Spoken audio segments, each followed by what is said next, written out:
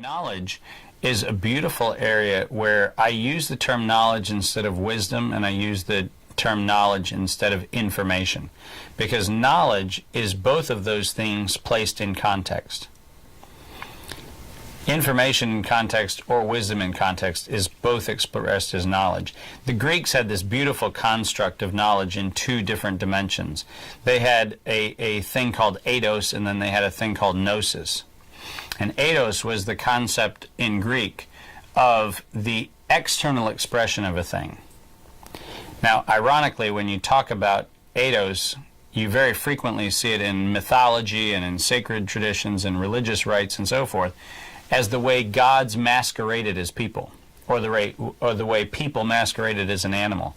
So if a god was going to have an affair with a female on earth, that god would take on a form and adapt and a camouflage, if you will, and what would appear to be a man or what appeared to be a centaur or what appeared to be something else would show up. That was eidos.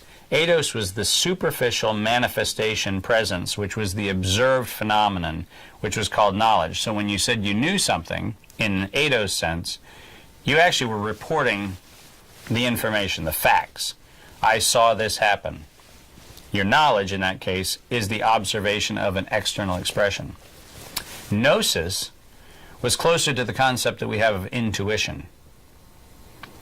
When I'm in a situation, and the impulse that arises in me in that situation is very clear that I need to do this next step, or I should do this next engagement, or I should take this next step, whatever that winds up being, that intuition, the confidence of saying I'm taking all the pieces that I have in my world and I'm putting them together in this context, and when I put them together, I actually have absolute confidence at an intuitive level that says, I know this is the next thing. That knowledge is gnosis. It is a deep, reflective understanding of things.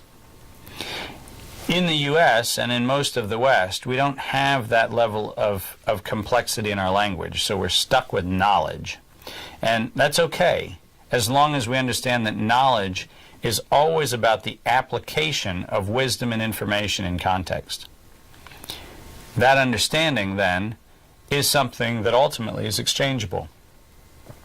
So I can exchange that with other people. I can use that as currency.